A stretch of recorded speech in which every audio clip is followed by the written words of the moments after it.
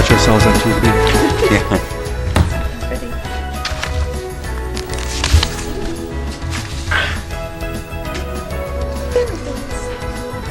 Okay, City of Oshkosh Redevelopment Authority, let's call the meeting to order. Call the roll, please. Stam. Here. Tower. Birmingham. Here. Hintz.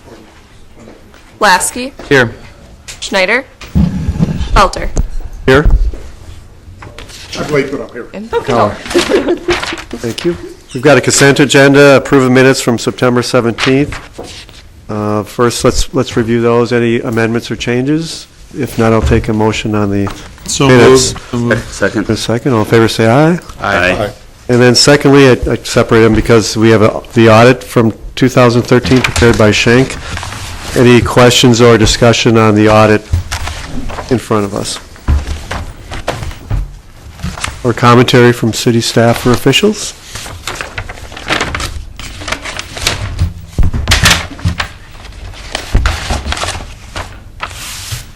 Take a motion to approve the audit as presented. So moved. Second? Second. Any comment by the preparers? Okay, moved in second. All in favor, say aye. Aye. Opposed, same sign. Thank you. Appreciate it.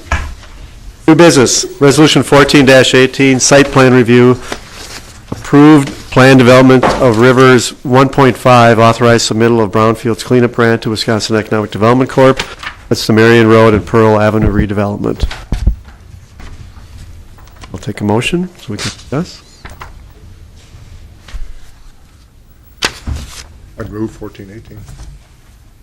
And a second? Second. Okay, discussion and enlightenment, Alan.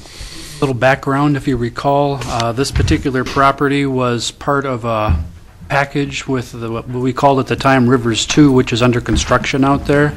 The developers acquired an option for this about acre and a half parcel that sits between Rivers 1 and what they're calling Anthem, which is the building being constructed right now. We have a good idea where the remediation needs to be done on that site, although we certainly don't have good cost estimates for that at this point in time. They have modified their site plan a little bit based on what we know, and I think they can describe what they're planning for that particular site. We are expecting to make a grant application to WEDC to help defray some of the costs for the remediation of that site, similar to what we've done with Rivers 1 and Anthem site. At this point in time, they already have the option. We'd be needing to approve the site plan review and a plan development and authorize the submittal of the cleanup grant to WEDC for this particular property with the expectation that they'll be able to get financing for the balance of the project, do design, do final design, do bidding, and come back, and we'll be able to put together a development agreement for this particular site based on the final numbers that we come up with on the project. With that, I'll probably turn it over to Mr. Dumke and Mr. Schultz to do an explanation of what they're thinking right now as to what they think they can accomplish on the property and what their timeline is in general.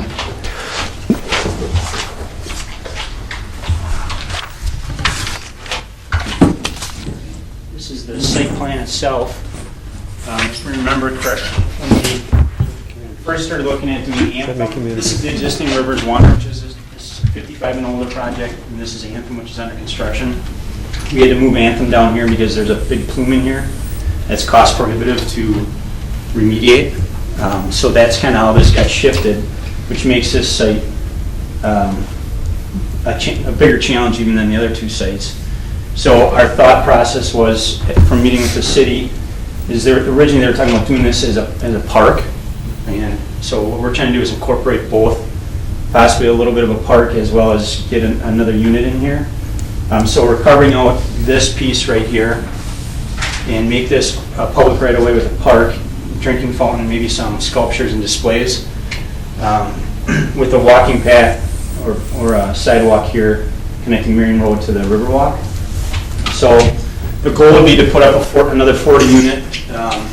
It would be a 55 and older project as well, similar in look and appeal to this first project we did, we're going to try and incorporate a little bit more of the materials of this project as well. So this one, if you remember the elevations on this project, it's more industrial look, and this is kind of more traditional.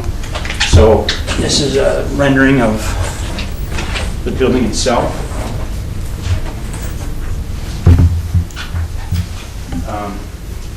So it's similar, this is the river view. We'll put all balconies back here, balconies on the sides, and then the front along Marion Road. These will be some bigger windows, and there will not be balconies on there. Which, interesting enough, we've had projects both with balconies and without, and some of them where people want a balcony and some people don't. So it's hard to figure what I want a balcony, but so in this project we're gonna do three of the sides with balconies and the front along Marion Road without.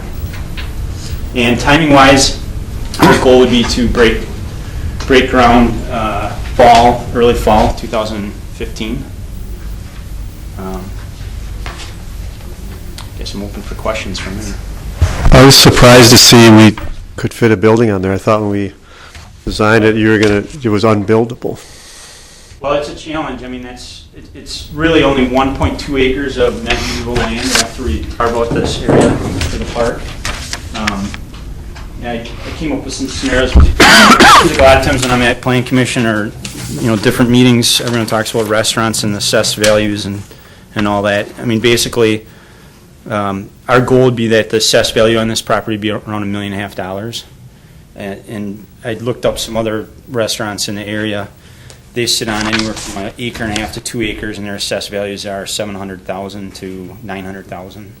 Looking at Primo's and Robbins and Mahoney's and some of those. I was thinking $150 a unit would make it like $6 million in assessed value. So I was being hopeful. yeah, I mean that would be our plan. That's one question. How much of this would be public land now? A quarter of an acre. So there's a total of like 1.4 acres, 1.4 something. If you go all the way, if you look at this whole square, once we carve out this would be a quarter of an acre approximately right here. So there'd be, public access from that east property line where you have that tree line, would that go right down to the river? This would be public access right here. Perfect. And then this would be as well. We were open to other suggestions from the Parks Department or anybody else, but we had a goofy idea of maybe putting up sculptures here that people could, the community could put different ones there throughout different times, kind of like an art display. And there are no drinking fountains along here right now that I'm aware of, so we're talking about maybe trying to do something in this corner here, and then this would be stamped concrete. And then your benches and all that same stuff that you see throughout the rest of the river. And this would be senior, would it be income restricted? It would be senior with income restricted. The first building we had, it was all income restricted. This building, we have 15% of the units are going to be market rate. And then 30% of the units we're setting aside for veterans. And then the remainder of the units would be at 50 and 60% of the county median income.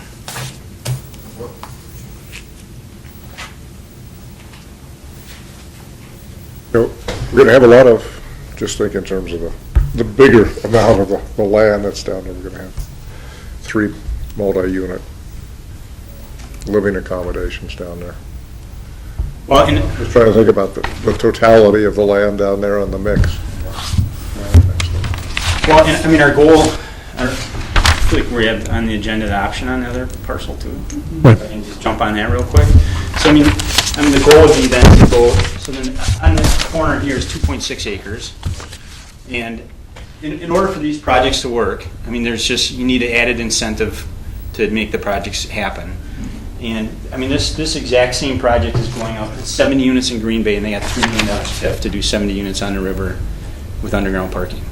So that gives you an idea of what, it just takes extra incentive to make these projects work. So the goal is, providing this leases out well, the reason why we want to option this piece on the corner is we have a site plan there to do, the first floor is retail or office, and then the second and third floor would be, again, market rate, higher end apartments.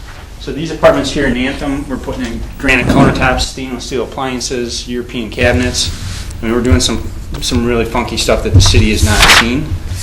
But we're pushing the market on rents. So, but providing, this leases up as we anticipate it, our goal would be to move on to the next site and start construction on that then in 2016. And how that incentive program works is there's another program called New Market Tax Credits. And we would like to apply for those credits right now and try and lock them in. And so there's no rent restrictions, there's none of that. But 20% of your income has to come from commercial. So providing you 20% of your income from commercial, you get an incentive to build it, which would be enough to, paint bond contamination and some other stuff, but our initial performance that'll get us out of the ground. So the goal would be, I know it's a lot of residential, but going back to the original studies that the city had done on how to get the downtown going and the Riverwalk going, it's basically you need people to live there first, and then the rest will come. And hopefully that's part of what we're doing here is we're bringing a lot of people that are going to live downtown, which is going to help restaurants, the shops, and all those things to get going. I mean, we just had this discussion in another community a couple days ago with their mayor, actually, and same thing. We're starting to get the people who live there. How do we get the next step? But it's still you got to get that mass quantity of people who live downtown before get more commercial. Are you at 100% occupancy virtually on the senior apartment there? And how long did it take you to get there? Probably like 6 months.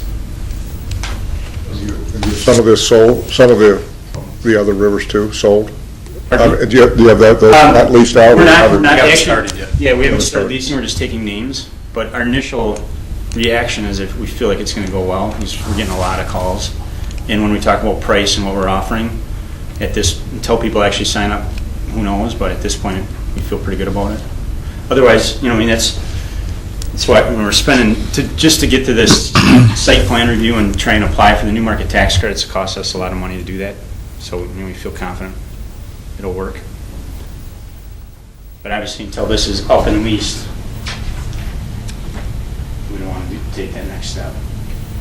I think to Burke's point, in 2004, when we did the land use plan, we had a hotel, a restaurant, multifamily, office, and then office, commercial, and residential up on Pearl. So the whole parcel was kind of pre-scheduled to occur that way. But then it's taken 10 years to get any kind of momentum, and the only momentum that seems to be working right now is the multifamily and some supported income units. So we need tax base to pay our $6.3 million bonding that we have on the TIF. So we're always trying to balance those things. I was just at another meeting at a focus group where the question was asked, what's your plan for the riverfront?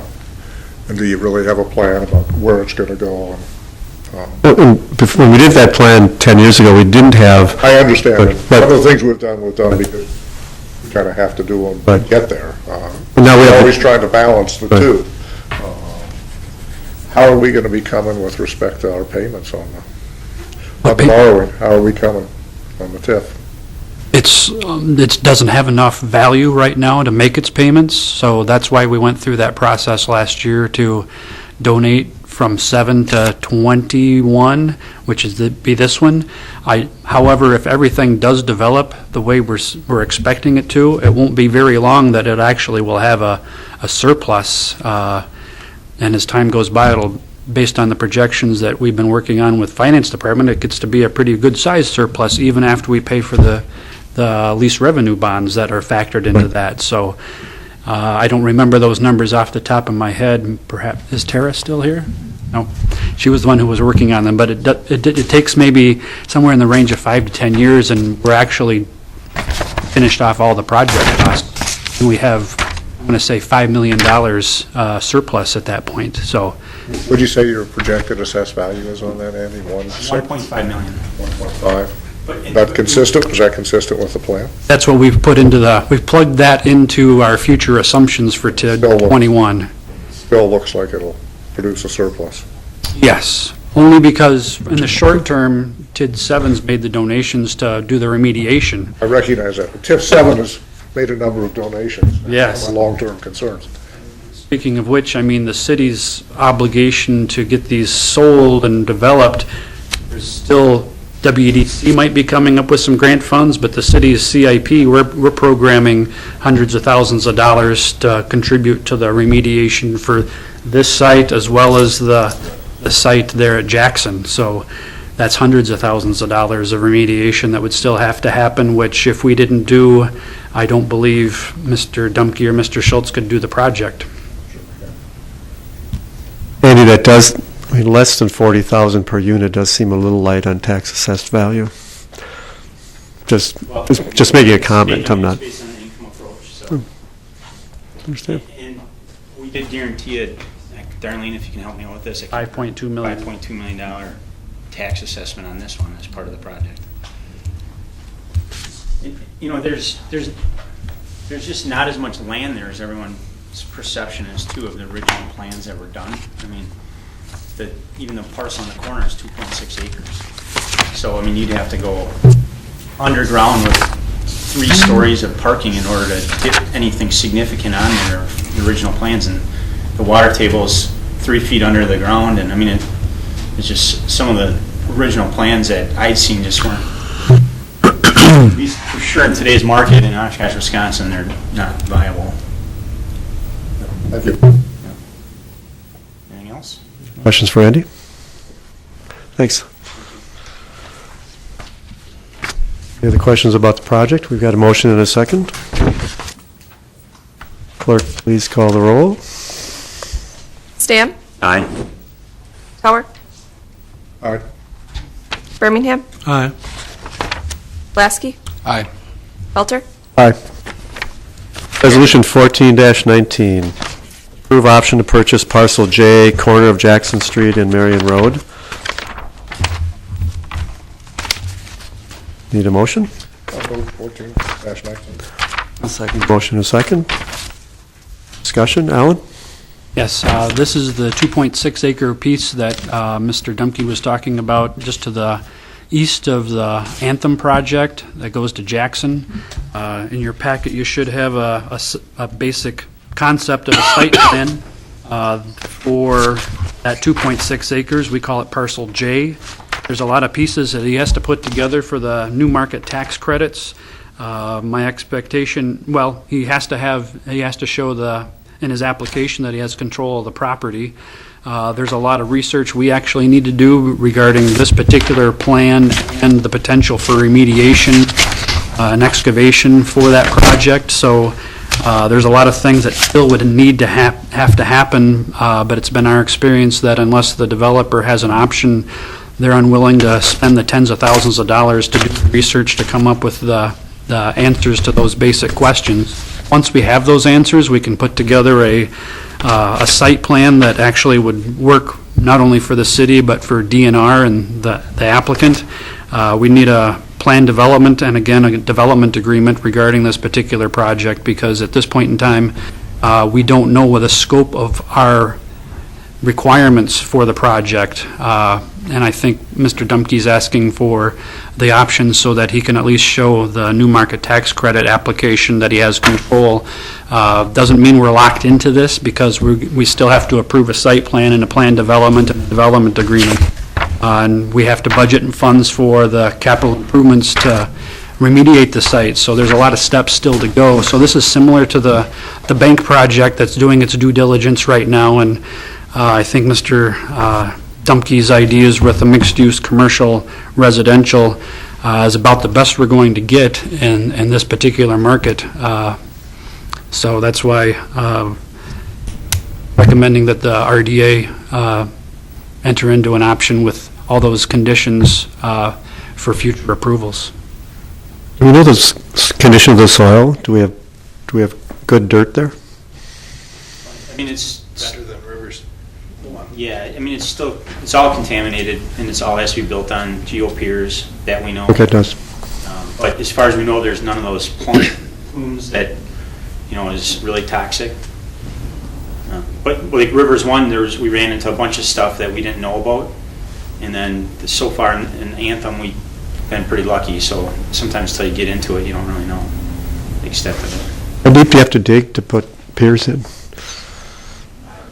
Just a, I don't know, they pound them in and okay, sure. Yeah, it's not actually piers, it's little chunks of gravel. It's a Okay. new system. Everything used to be built on piers, and Sure. now it's, they, like 250 gravel piers went into the Anthem. Okay. Similar for the Rivers One. I mean, that's why it looks like it took forever when we first started. Everybody thought it was on hold.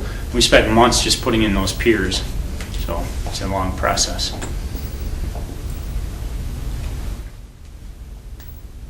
Questions? If there's an option on this until June 30th of 2016, if someone else were to come with a project, then you would have an opportunity to rebut that? Is that how I understand this would work? I mean, you could still control the property, but if someone else came with a better offer, what would happen? I mean, we would have control of it until 2016, so if somebody doesn't want to do something, basically, the RDA or somebody would have to ask us to step aside. there's no bump clause or anything in this. I mean, Okay. we're committing this to your use and investigation for that period. Similar to the master agreement the city had a few years ago that actually expired, where he had the master agreement for all these parcels at one point in time, but they did expire. At that point in time, there was an option in part of the land that we could be bumped if a hotel came. There was just some weird clause in there, but it's, I think with the Pioneer Inn and 26 acres across the street, you know, the likelihood of a hotel going on any of this. Any other questions? Clerk, call the roll, please. Stam? Aye. Tower? Aye. Birmingham? Aye. Lasky? Aye. Belter? Aye. Approved 5. Oops, sorry. Okay, resolution 14-20, approve land disposition to Schwab Properties, 1008 Oregon Street. Move it. Motion Second. and a second? Further discussion? That's that large piece of land that we've been I think talking we've about already discussed this for 4 before. meetings. We beat this horse. Yeah, I think we've already talked I think we a have lot too. about it. Any other discussion? Clerk, please call the roll. Stam? Aye. Tower? Aye. Belter? Aye. Sorry. Birmingham? Aye. Lasky? Aye. Carried 5. Now, a public hearing. We need a public hearing for the spotlight designation on 1212 Oshkosh Avenue. So I'm now opening the public hearing. Seeing no respondents, I'm now closing the public hearing. Public hearing closed. Resolution 14-21, approve spotlight designation, approve acquisition of 1212 Oshkosh Avenue for a $40,000 price. Move to approve. I have a motion and a second, and let's discuss our purchase after Alan explains it. Sure. If you recall, a few meetings back, the city planning division staff presented the alternatives for improving that intersection, potentially extending Sawyer to the north and making that intersection work for a lot more turning movements, particularly the ones to the north to Rainbow Park. If you recall, I think there were 4 options that we considered, and this one seemed to have the least impact on the neighborhood. You asked for the priorities for the acquisition of future potential right-of-way, which are in the attached map that showed this particular parcel being right in the middle of the proposed intersection. The condition of the property, I think we documented maybe 2 or 3 meetings back regarding the deteriorated state of the building and deterioration. We have completed the Phase 1, and there were some indications just based on previous land uses. There could be issues in the future, but nothing seemed insurmountable when it came to those types of uses.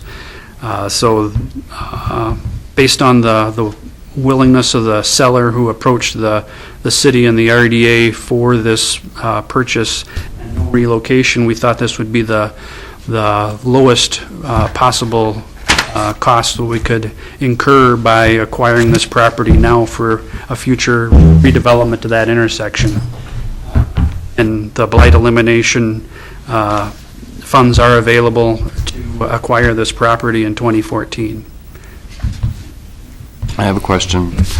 Alan, I first want to thank you for the work the city staff has done to put this together. You did listen to the committee when we decided that we weren't necessarily ready for this because we didn't have a conceptual idea of why we were going to blight this property. You've done a job of providing that. My only question at this point is, are we presumptuous in any way in taking this on as a blighted property without doing diligence on finding out what dollars may be available from the state, from the standpoint of this being, I believe, a state highway?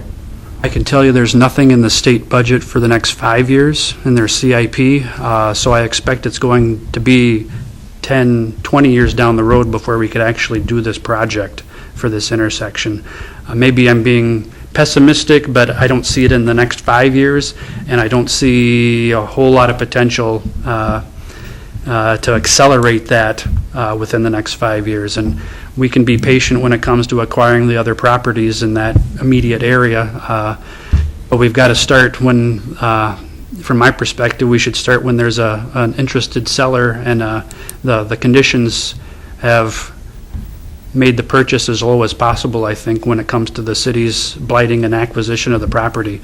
If we wait someday in the future, there could be an unwilling seller with an occupant that we'd have to relocate and wouldn't want to get to the point of going through a condemnation process. So I think all the pieces are kind of lining up to start this now rather than wait someday 5 or 10 years down the road.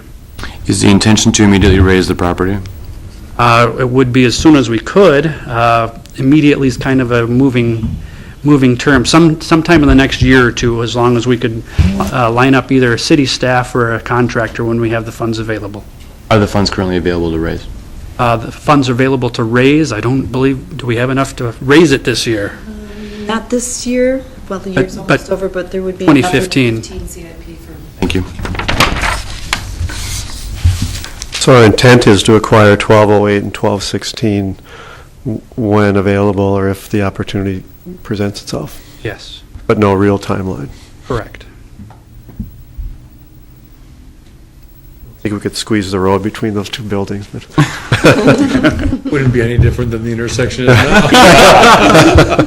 I always get caught at that second stoplight when I'm going east, like always. Any other discussion? Let's call the roll, please. Stamp. Aye. Tower. Aye. Birmingham. Aye. Lasky. Aye. Belter. Aye. Carried 5. Now, where's Jeff to say that we just approved taking over the sex shop? Just an apartment We can now. rent it out again. Executive Director's Report. He was excited last time. Couple of updates. Yes, update on the South Shore redevelopment area. We're expecting to apply for a Riverwalk grant for the Morgan District, which is the former Jeld-Wen property, in 2015, for construction in 2016, so we're talking 2 years from now. The city's CIP includes the preliminary engineering design and permitting for the section from Boatworks to the Oregon Street Bridge in 2015. At this point in time, I have no other updates on South Shore projects for the Pioneer or Buckstaff. I know the RDA's had interest in the past, but I have no updates on that piece, or those pieces. The Boatworks Riverwalk has continued up until the very last few days, although I'm fearing that they're going to be shutting down that project in the next week or so. And unfortunately, we've been a victim of lack of availability of concrete, which has been a problem for this area, I'm told, by lots of contractors. So we're trying to figure out when we're going to be able to resume construction and still get our grant applications in next year. We're still planning on making those grant applications in May, so we're hoping we can start as soon as possible next spring to finish those projects off. We will need to come back and rebid or bid the parking lot because that was separated out from the rest of the project for grant purposes, frankly. bridge looks like it's done, or finally positioned. I mean, it creates a nice view from Wisconsin Street Bridge if you look over. And the ramp leading up to it on the east side is for the most part poured. It's the west side ramp that we haven't been able to get done. It's bigger than we thought. It's Yeah. a big structure. Is the bridge itself actually done at this point? How much is done? I haven't been down there. It's up, isn't Yeah. it? The bridge is up. I know the bridge is up, but looking for, but if you walk down there, can you walk across the bridge? No, You couldn't 'cause you get to can't it. access it. The ramp on the west side doesn't exist. I'm So, just saying, sometime when that's ready, I think we ought to have a little party down there or some kind of. Absolutely. Absolutely. Because I think people drive by the bridge and see it, they've heard some stories. This is unique enough that we don't have to wait till the whole river walk's done to celebrate it, I think. We can Yes. do Wait a till grand summer, though. opening on the. I just think next year we ought to have some sort of a little something down there to get people down there to see it, because it's not as obvious as some other things, but yet people still see it from a distance. Absolutely. and if you recall, Where will the portals be installed? I know the one on the east end I can see, but on the west side, where would that go? only one's going to be installed there, and we're going to put that on the east side. We're saving the other portal to put in by the railroad bridge, actually, over there on Pioneer Drive, Oh, okay. just so it's kind of close to where it actually Used to existed. be. Yes. It'll I actually be can- part of the Riverwalk. We're anticipating. Walk right through it then, just like you can now. We'll be able to on the boatwork section, so. The problem we couldn't put it on the west side is because of the ATC transmission lines above it. Oh, yeah. So we couldn't put two on the same approach. That would be kind of redundant, so we thought we'd put the one there and then save the other one for Pioneer Drive.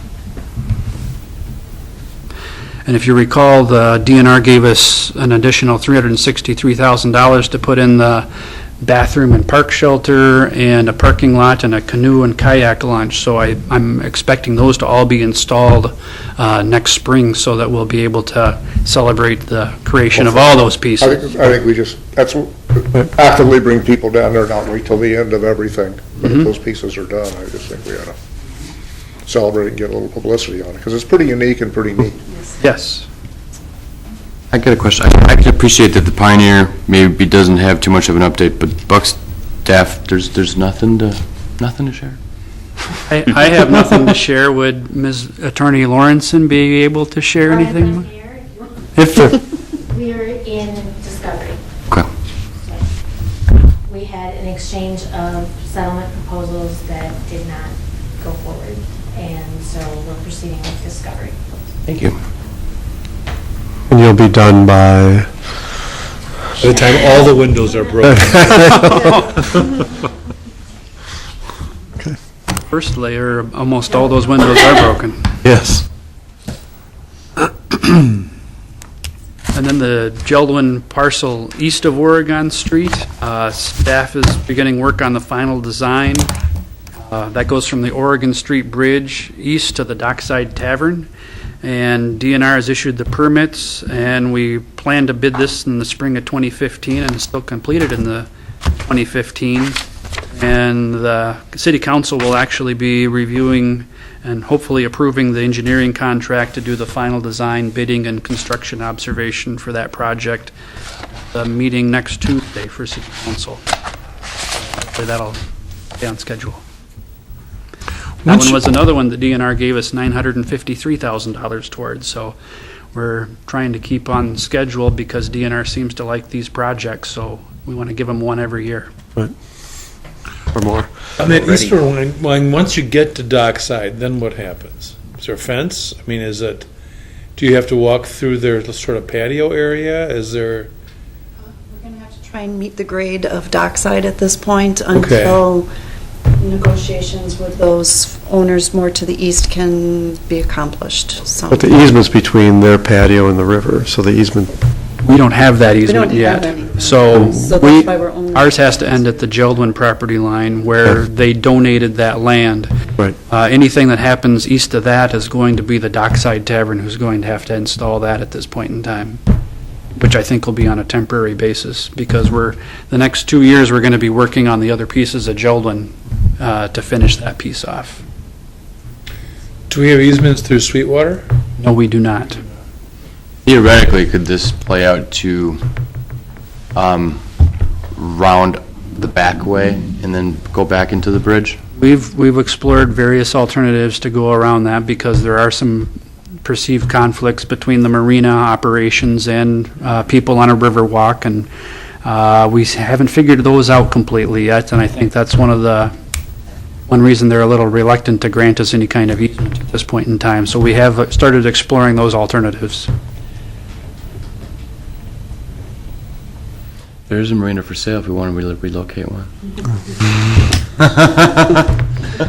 At this point in time, I've got plenty of pieces of the Riverwalk to work on and build that I think are easier to get done than the Sweetwater piece at the time. And fund. Fund, yes.